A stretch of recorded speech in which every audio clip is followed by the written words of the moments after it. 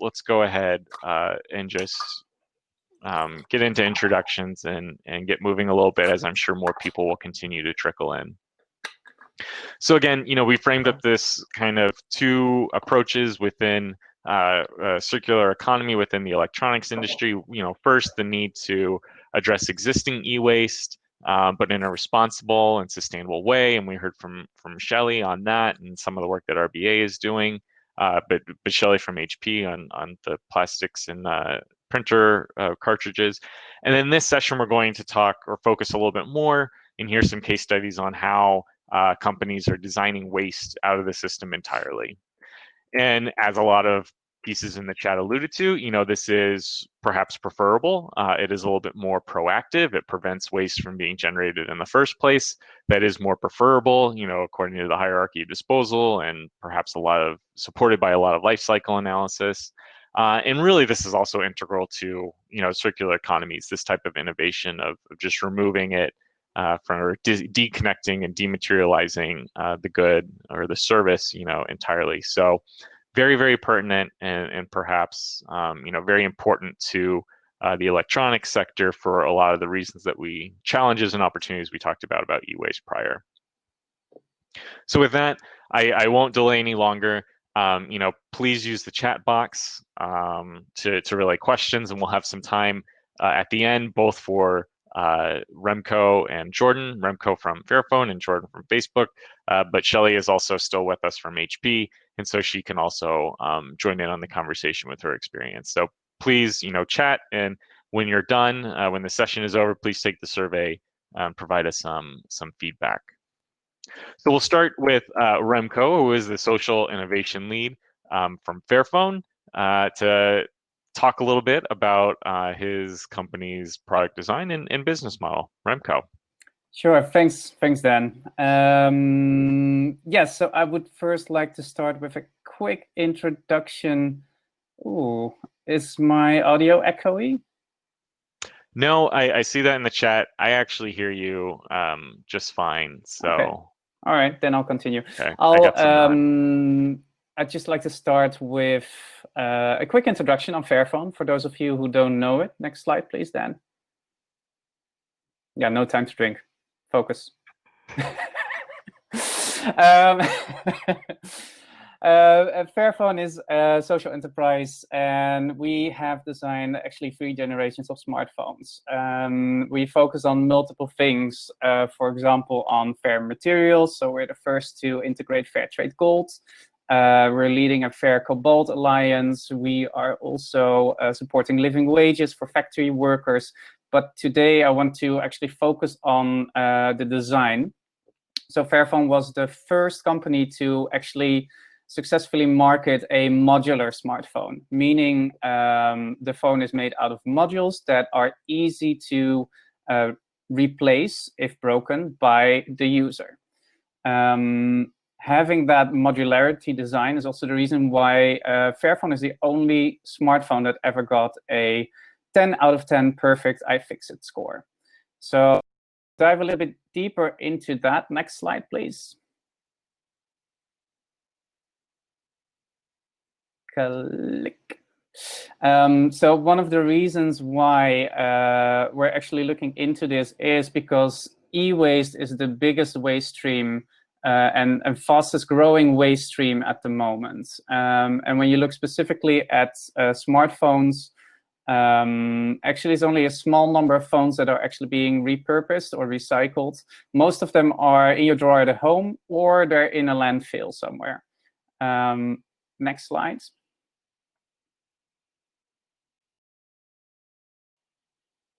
So at Fairphone, we really try to move into that circular economy, and also we believe that we should act in a fairer way of doing business. Next slide.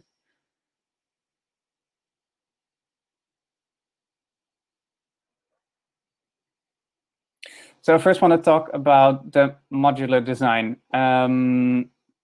So Fairphone was the first, actually, with a Fairphone 2 to market a modular phone. Currently, we have the Fairphone 3, and it consists out of the main core as well as 6 other modules that you can easily replace. For example, the battery, but also the camera, the display, the speaker.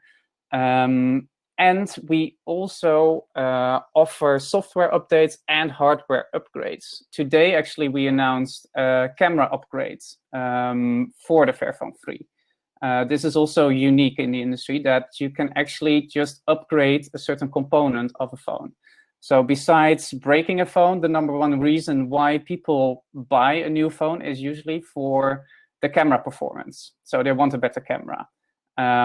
So for Fairphone 2 as well as for Fairphone 3, starting today, you can actually buy a better camera and you can just keep the rest of the phone and keep using that, which is great for its environmental footprint. Because, next slide, please, Dan.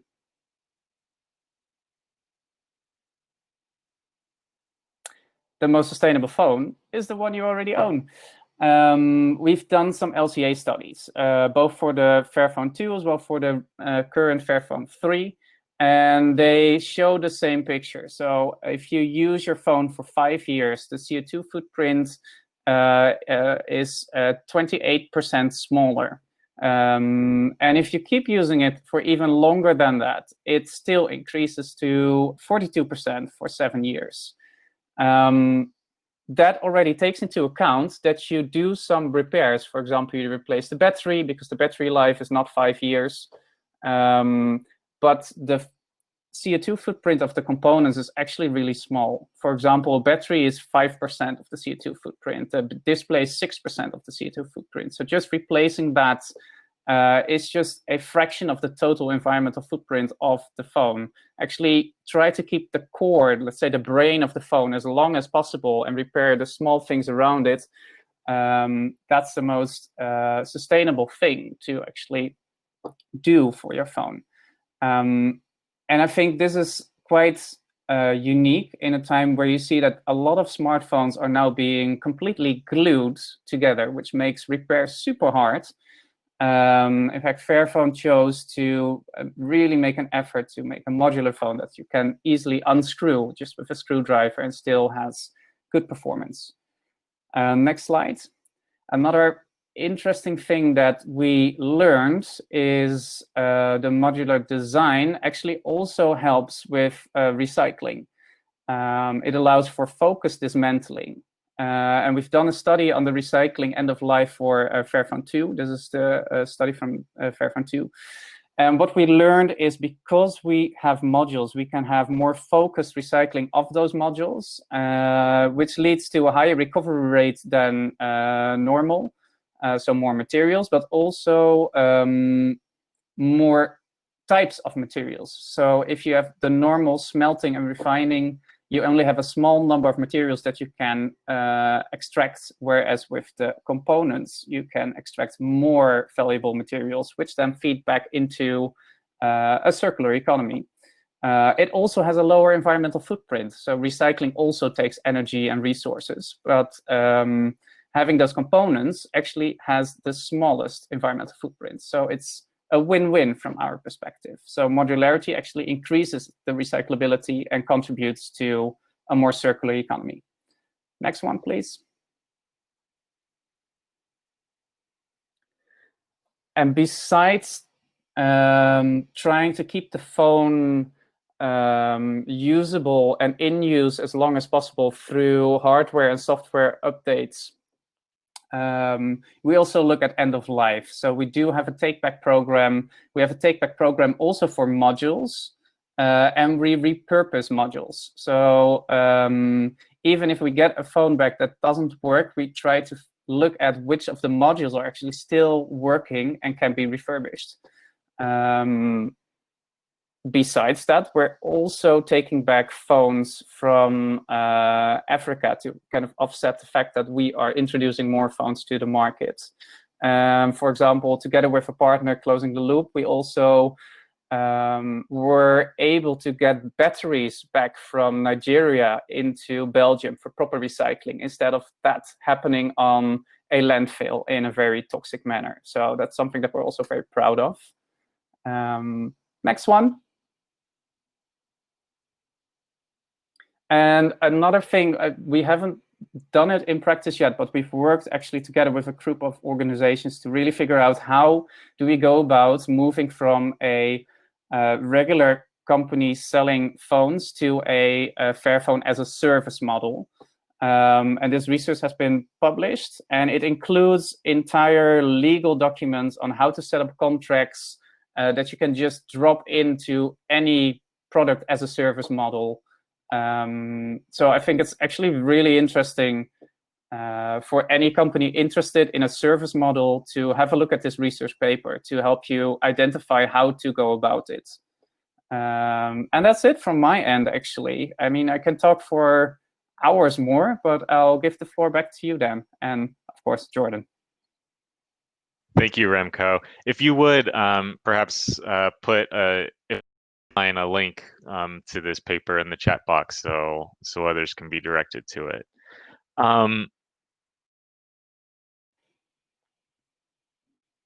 And so I think that that's a great conversation, a great segue, you know, as the service model and the refurbishment in modularity. And so to take a different approach to it with a slightly bigger device than a phone, we're joined by Jordan Shea, the Sustainable Program Manager from Facebook. Jordan, please. Great, thanks, Dan. And I think you'll notice actually a lot of similar themes from Remco's examples that will come out in my case study. But thank you so much for having me. As Dan mentioned, my name is Jordan. I'm a sustainability program manager on Facebook's Responsible Supply Chain team. And I'm excited to share a case study of how we are designing out waste in our data center and infrastructure. Next slide, please.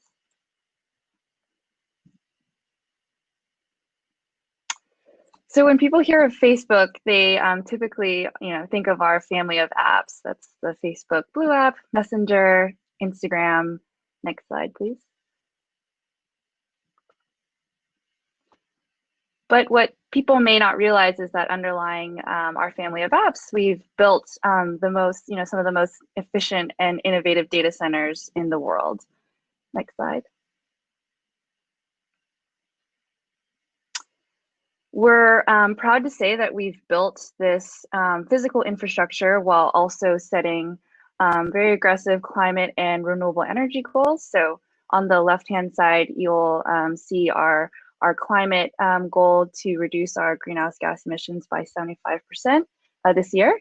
And that is also sort of hand in hand with our 100% renewable energy goal for our operations, including data centers, but also our offices. Next slide.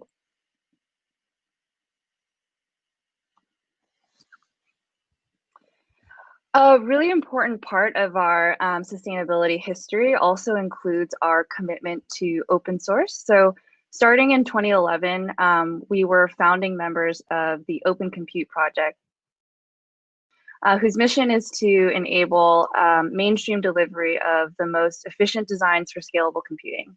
So this slide shows our history of sharing what we do in hopes to help accelerate progress towards building sustainable data center infrastructure. We've open sourced both our data center building designs as well as hardware. And I'll discuss a little bit more about what our open compute design philosophy is in the coming examples. Next slide.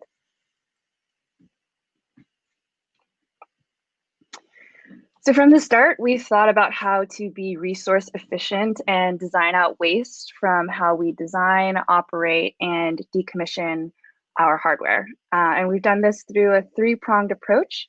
The first is through modular and low vanity design, and I'll define what low vanity means in the example. The second is reusing components and systems within the data center. And finally, helping to find a second life for our hardware when it leaves our four walls. And I'll walk through an example of each. Next slide.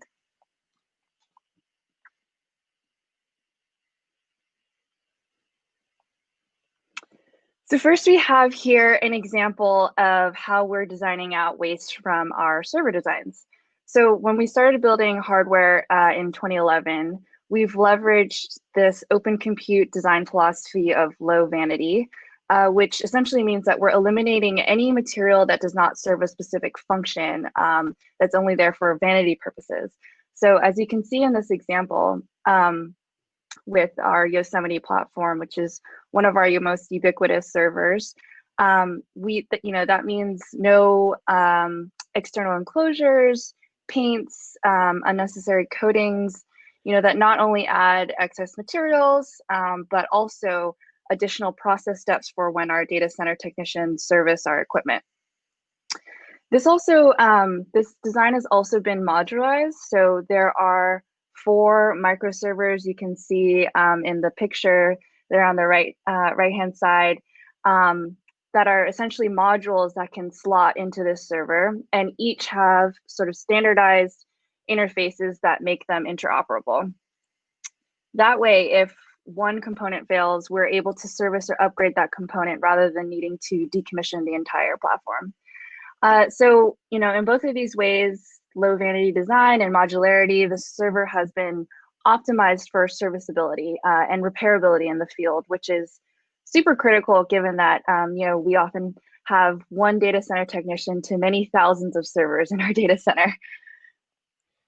And then finally, everything we do is open source so that others can add, contribute, take advantage of the cost and energy savings that we've been able to have with these designs. Next slide, please.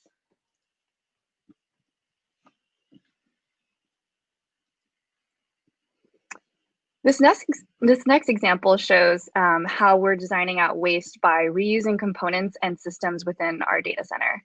So reuse is something that you have to think about in the design phase. This particular example is of our battery backup unit, which provides backup power to the rack in case of power outages. Components and systems have different lifespans within the rack, and so critical to taking advantage of maximizing the lifespan was developing the analytical tooling to enable reuse. So here, we're leveraging battery health monitoring data to better understand how these batteries degrade over its lifetime in the data center. And we're able to extend the useful life of these battery packs to additional rack life cycles. We anticipate about 95% of these batteries meet the criteria that we've set for reuse. Next slide.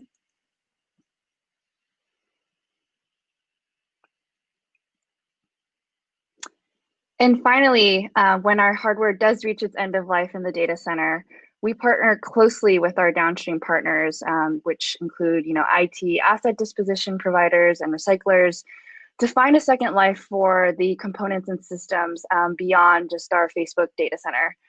So the secondary market for data center equipment and components is huge and growing.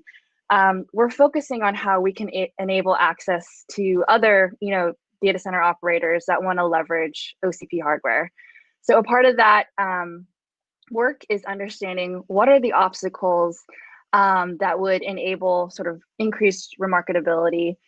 And interestingly, while there are some physical barriers to reuse, one of the big challenges that we see actually end up being beyond the physical and is more in the software and firmware layers.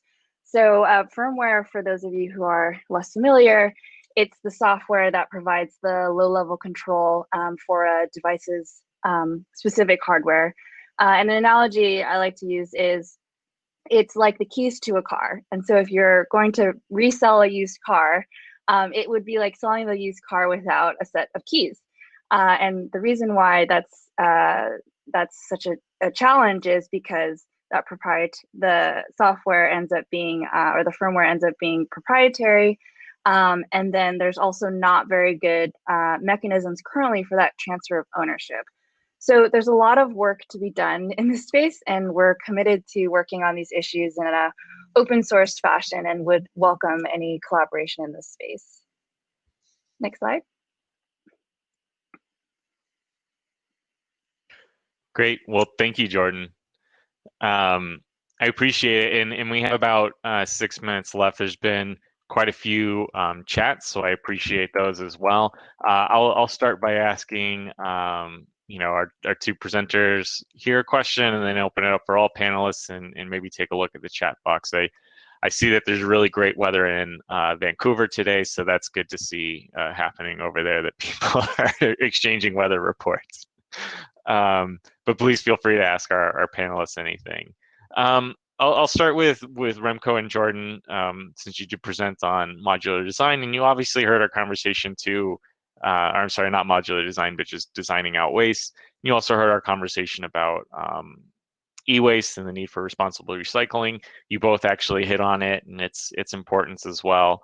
I wanted to ask you both, it's a fairly broad question, but similar to what I asked Shelley, how has this circular model impacted your business? And it could be perhaps, through your actual operations, your sourcing, or, even your consumer experience.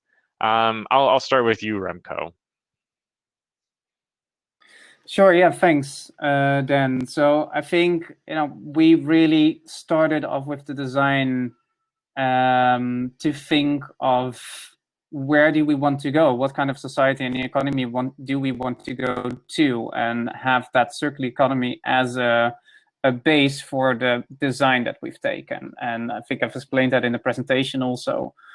And we actually have also a KPI on how long phones are being used and how long we're offering software support. We have a KPI on how many phones we are able to take back and refurbish and reuse. So we have actually put in quite some performance indicators in our organization that help make a more circular economy a reality. It's great. I think I saw in the chat a question about Fairphone's KPIs and how you're measuring success. So thanks for answering that as well. Jordan, to you, how has the circular model, impacted either your consumer experience, your sourcing, your operations at Facebook? Yeah, this is a great question.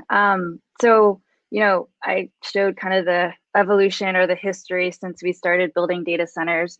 And to be quite honest, we've done a lot of these initiatives, long before even the term circular economy, may have been coined. And we've done so because it makes business sense for us to do, particularly at our scale, to be efficient from an energy, but also a material standpoint. For the reasons I mentioned, the design for serviceability and repairability, just to make it more optimized within the data center. For marketing parts, maximizes both the economic as well as the sustainability value of those materials and products leaving our data center. And I'll end with to enable this circular business model within our operations. These projects really require a lot of engagement across multiple teams working at Facebook, but also externally outside of the Facebook business. And so we've really benefited from a lot of internal feedback and external feedback, and that level of coordination has just really strengthened the way we've worked together and brought increased transparency to our value chain. That's great. Thank you, Jordan. I mean, it's very apparent, and I absolutely love the names of the hardware that's come out of the Open Compete project as well. Some really creative ones.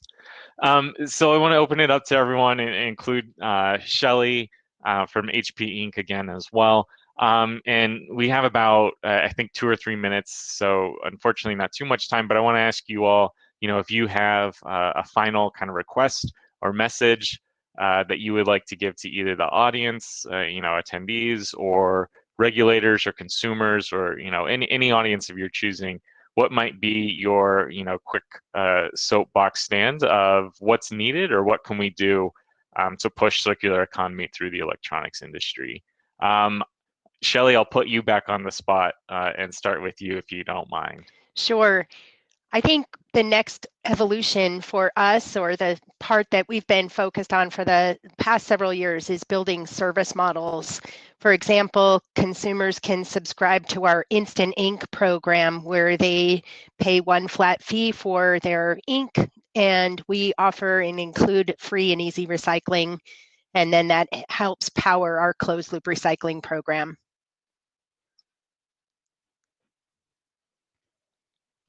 That's great.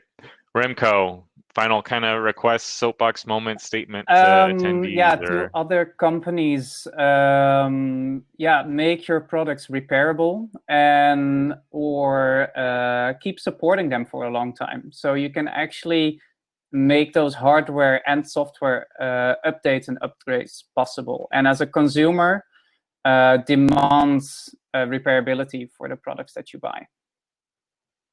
Great. And Jordan, the same to you, your soapbox moment, final takeaways? Yeah, so my main message to industry, electronics or otherwise, would really be to find your collaborative spaces. I've spoken quite a bit about the Open Compute project and the need to collaborate on open source standards to enable reuse, but I also just want to give a shout out to Dan and his team and all the work that they're doing at the Responsible Business Alliance. You know, creating you know, member-driven alignment on standards in the supply chain, as well as data collection and a host of other tools, which are really critical, I think, to unlocking circularity, you know, in an equitable way as well. So yeah, I would just encourage other industries to think about how these open source or collaborative spaces could benefit and enable circularity within your own business. That's a great statement. I guess as moderator, I'll take the privilege of my own soapbox moment and say, yeah, we've had many comments in the chat about collaboration, the need for collaboration, and that would be my statement as well, is that, you know, to get the circular economy actually moving, it takes a lot of momentum, but it takes momentum at every single point almost simultaneously, and that certainly won't happen without collaboration. Well, we've reached our time, so unfortunately we need to end. I really want to thank the panelists, you know, especially Remco and Jordan, you know, for their presentation today, but also to Shelley for staying on and joining us for the conversation as well. Thanks everyone for your interest in the chat boxes as well. You know, please reach out through either this platform or others to ask some follow-up questions. But, you know, I appreciate the conversation. Please take the survey at the top of the chat box just to give us some feedback. And I hope you enjoy the remainder of Circularity 20. Thanks, everyone.